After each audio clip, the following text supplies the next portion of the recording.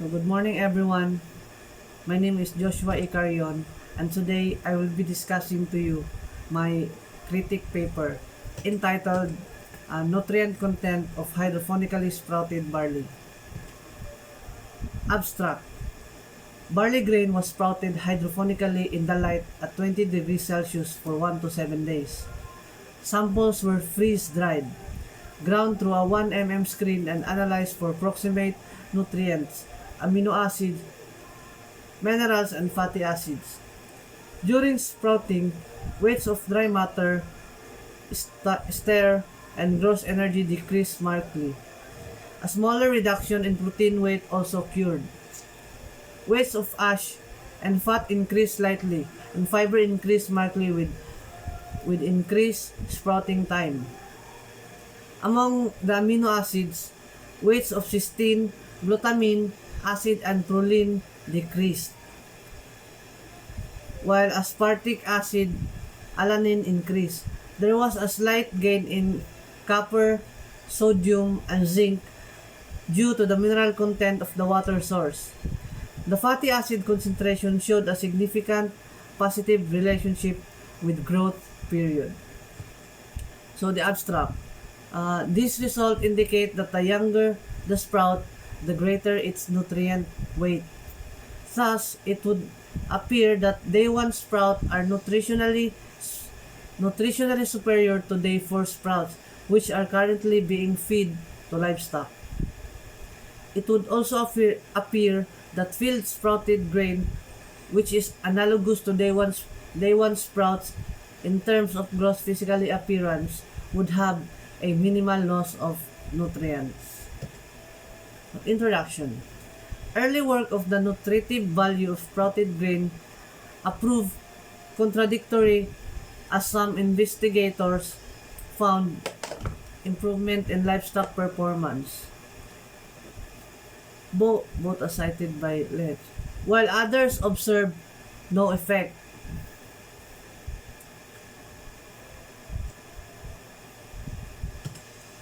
Then, Thomas and Reedy, 1962, investigated the benefit of giving sprouted oats to dairy cows. The hydroponic system used in their experiment were more modern than the early systems, in that these units were now insulated, internationally illuminated, thermostatically controlled, and electrically powered, with a growing cycle reduced from 10 to 7 days. However, this modernization did not seem to improve the finished product, as Thomas and Reedy, 1962, found no improvement in milk production or milk quality when cows were fed on such sprouted grains. A new hydroponic unit now available utilizes a 4 days growth cycle in order to maximize the capacity of machine. Also, a nutrient solution is no longer added to the water owing to the expense involved comparing to the small improvement in nutrient content of the sprout. With the advent of this new hydroponic system, there has been renewed interest in nutritional value of sprouted barley. So, the nutrient composition of barley sprouted in the dark for malting purposes has been well documented. However, there has a limited research on the nutrient composition of light sprouted barley. So limited ra. So result from hydroponic culture may also an application relative to field sprouted grain caused by wet weather condition as harvest. Same workers have found no difference in performance of livestock feed on sprouted and non-sprouted grain, while Fallen and Peterson reported an increase in the metabolizable energy of gains weight when the diet contained a combination of sprouted and non-sprouted grain.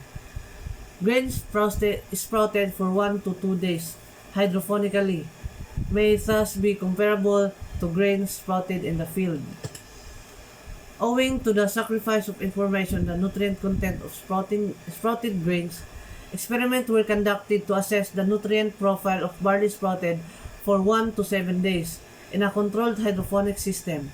Although it is known that vitamin concentration change during sprouting, no attempt was made to assay vitamins. Materials and methods. So, we have hydroponic unit. The hydroponic sprouting clamber employed is a highly insulated, thermostatically controlled, and electrically powered unit, measuring 3.0 meter times 1.2 meter by 2.4 meter. 4 banks of double fluorescent tube with an illumination of 590 lux. Grain was sprouted with water for a 15 minutes every 4 hours, and the temperature maintained at 21 degrees Celsius. A nutrient solution was not added to the spray water. Grain preparation. Feed grade barley 2.5 kg was pre-wetted with an equal volume of water and then distribute on the 91.5 by 30.5 cm white plastic trays in the hydroponic unit. Growth period was from 1 to 7 days. Samples were collected each day, freeze-dried, ground through a 1 mm mesh screen, and stored in a tightly sealed glass jars at room temperature. 3 samples of dry barley were prepared similarly to serve a controls. All nutrient analyses were conducted on the dry ground samples. Okay. Nutrient analysis. Dry matter, crude protein, and crude fiber, ash and mineral concentration of sprouted and non-sprouted barley were determined by the Association of Official Analytic Chemist method. Nitrogen-free extract was calculated by subtracting the summation of dry matter, CP content, and crude fiber, fat, and ash from 100. Total lipids were extracted using a chloroform methanol mixture as described by Cooksey et al. Triglyceride fraction was extracted using the method described by AOAC, and its fatty acid component were separated as outlined by Dieman 1968. Cysteine and methionine were determined by the performic acid procedure reported by Hirsch 1967. The remaining amino acids were analyzed according to the instruction manual for the Beckman Amino Acid Analyzer, Model 119B, 1975. Gross energy was determined by adiabatic bomb calorimetry.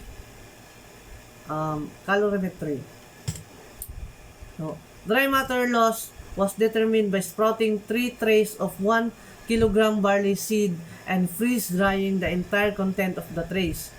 3 1 kg samples of dry grain were freeze dried, and their average dry matter weight serves as a control group. The dry matter loss assumed to be the difference between the dry matter weight of control and test samples. So, statistical analysis. A completely randomized design with 3 replication of each of 8 treatments of growing period was employed. The relationship between growth period of 0 to 7 days and nutrient content was analyzed using orthogonal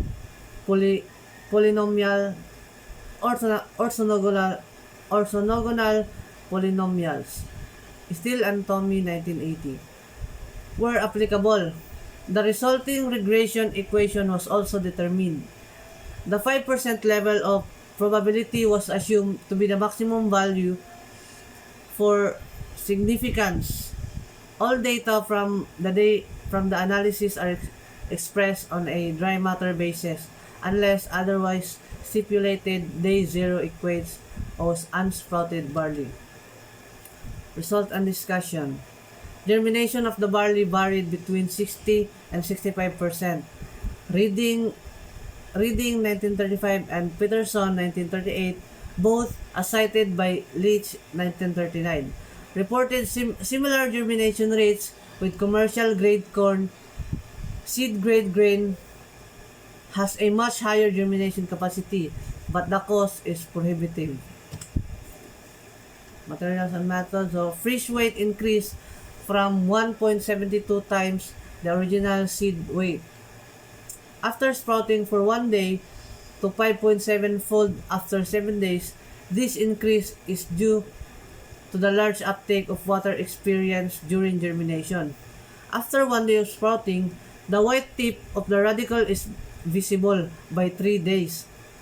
By 3 days, the radicle has branched and the blade inside the sheath has turned green. After 4 days, a green blade has protruded above the sheath and the roots of the kernels have formed a definite mat with other kernels. From 1 to 7 days, the main visible change is the increase in root length and thickness. The above changes in nutrient profile are misleading since they only describe the alteration in the proportion of nutrient during barley growth. A change in weight of any one nutrient leads to proportional changes in others. Analysis of the relation between length of growth cycle and nutrient weight show different results. As shown in Table 1, major decrease in weight of dry matter, gross energy, and NFE occur after sprouting barley for 3 days. After 7 days, only 82%, 75%, and 66% of dry matter, gross energy, and starch remains. Starch is catabolized to soluble sugar for use in respiration and cell wall synthesis. If the seedling and grown without light or at too low lightly intensity,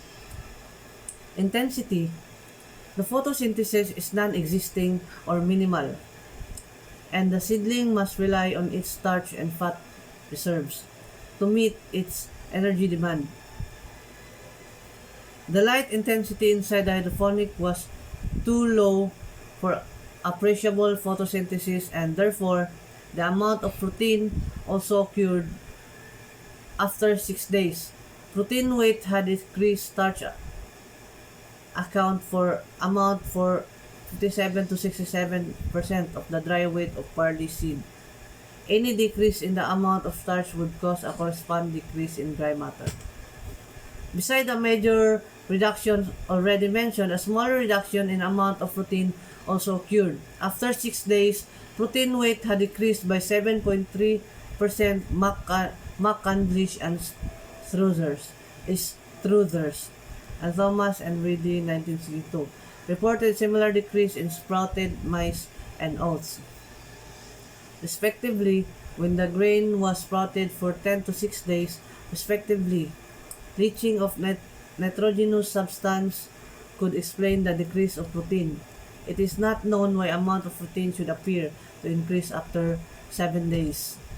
Fiber in sprouted barley increased markedly with time, since fiber is the major constituent of cell wall. Increased fiber content is probably related to the number and size of cell walls as the plant grows. Carbohydrates for fiber synthesis are provided by the catabolism of starch and the amination of amino acid. There was a significant increase in weight of ash and total lipids with time. The change in the weight of ash will be discussed later, along with the mineral composition. The increase with the weight of total lipids could be due to the increase in structural lipids associated with plant's growth. Ching 1992, as cited by the Tlakiewicz and Berendt 1977, reported an increase in phospholipid content when grains germinated. Carbohydrates from starch degradation can be used as precursors for fatty acid synthesis. So, amino acid analysis. As mentioned previously, the change in proportion of amino acid is not concentrations of aspartic acid. Alanine, lysine, threonine, glycine, and Y-amino butyric acid increase in a linear fashion, while concentrations of proline and glutamic acid decrease linearly with increased sprouting time. Concentration of other amino acid analyzed did not change according to relationship with time. Similar changes were obtained by Fox and Yem 1958 and Smith 1972, Dalby and Sy 1976, and Alexander 1982, representative of the true change in the weight of amino acid. Once dry matter loss is considered, aspartic acid and alanine were only amino acids to really increase in weight with increasing sprouting time, and correspondingly glutamine acid, proline, arginine, and cysteine weights diminished. Weights of the remaining amino acid varied among sprouted age. Also, there was no consistent trend with germination period. Changes observed here in amino acid weight reflect process of seed developed with barley germination without an exogenous source of nitrogen. Proteins stored in the endosperm catabolized to amino acid, some of which provide nitrogen for amino acid synthesis into the embryo and carbon skeletons for respiration and cell wall synthesis. Glutamic acid and proline provide 90% of the nitrogen available for amino acid synthesis. Concentration of magnesium, Mg, Mn, Na, P, and zinc. Mn, magnesium,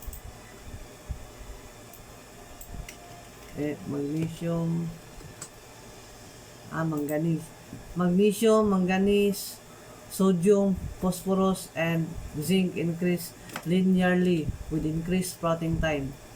Concentrations of potassium and iron varied among the different sprout ages but were not related to growth period. So, calcium concentration did not change during sprouting. Table 3 indicates the absolute changes in mineral weights which occur when 1 kg of barley is sprouted for 0 to 7 days. Weights of copper, magnesium, and sodium and zinc increase while the weight of phosphorus decreased linearly with germination period. Weight of iron,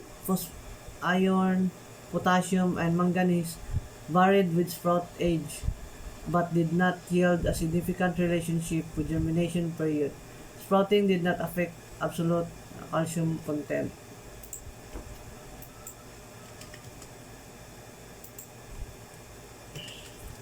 The increase in copper and zinc could be the result of leaching from the galvanized rocks and brass nozzles within the sprouting unit.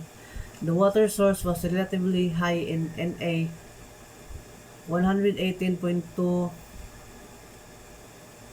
mg, which explains the increase in weight of nitrogen of a